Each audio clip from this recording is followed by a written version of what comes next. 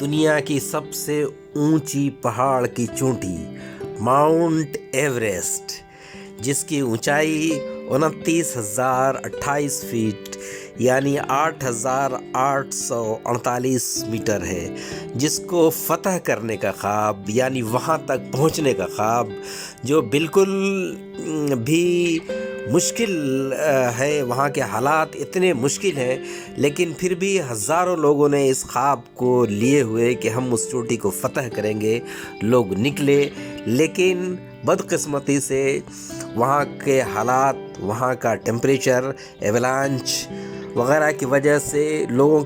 ہزاروں لوگوں کی موت ہو گئی، اور موت کے بعد ان کی باڈی آج تک وہیں دفن ہے، چونکہ ٹیمپریچر وہاں کا اتنا کم ہے کہ باڈی جس کی تس آج ہزاروں سالوں سے پڑی ہوئی ہے۔ 19ویں صدی کو اگر ہم دیکھ لیں یا 1920 کے آس پاس کو دیکھ لیں تو زیادہ لوگوں میں یہ جوش جگا۔ کسی چیز کو فتح کرنے کے لیے انسان میں سب سے بڑی جو چیز ہے اس کا عزم اگر مصمم ہے تو وہ مشکل سے مشکل حالات کو بھی فتح کر ہی لیتا ہے، چاہے وہاں کے جیسے بھی حالات کیوں نہ ہوں، لوگ فتح کر ہی لیتے ہیں۔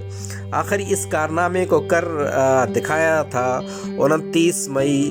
1952 کو شیرپا، تینزنگ اور ہنری کی جو ٹیم تھی، ایڈمنڈ ہنری اور تینزنگ نوگوے جو نیپال اور چائنا کے تھے، انہوں نے 29 مئی کو آخر کار اس دنیا کی زبردست اور بھیانک چوٹی کو فتح کر کے انسانیت کا ایک ایسا جھنڈا گاڑا کہ انسان اگر عزم لے لے کہ ہمیں یہ کام کرنا ہے تو وہ کر گزرتا ہے۔ اس دوران جب وہ سفر پر نکلے تھے، ان سے پہلے چارلس ایوان کی ٹیم بھی تھی ساتھ میں۔ پہلے چارلس ایوان کی ٹیم کو ہی ماؤنٹ ایوریسٹ پر فتح حاصل کرنی تھی، لیکن بدقسمتی سے صرف 300 میٹر کی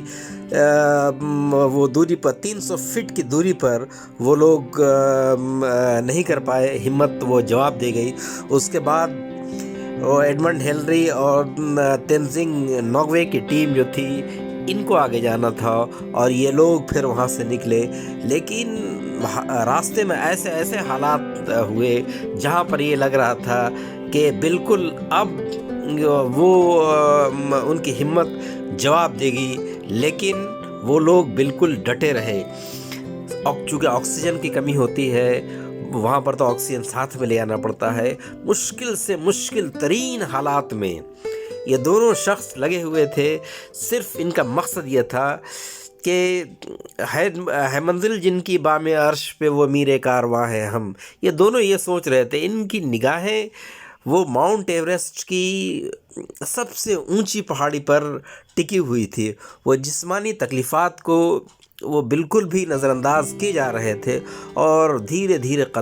چونکہ قدم بھی بڑھانا آکسیجن کی کمی کی وجہ سے، یا وہاں کے حالات ہی بالکل عجیب طرح سے ہوتے ہیں، کب ایولانچ ہوں گے، کب لوگ اس میں دب مریں گے۔ سینکڑوں لوگ آج تک وہاں پھنسے،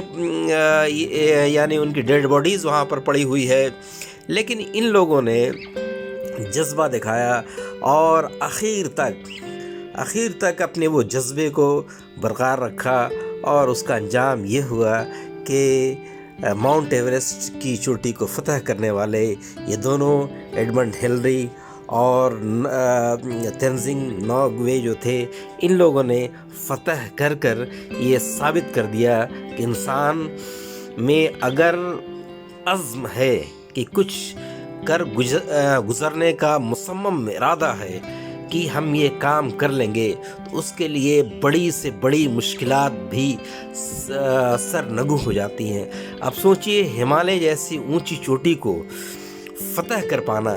جہاں انسانیت کی پہنچ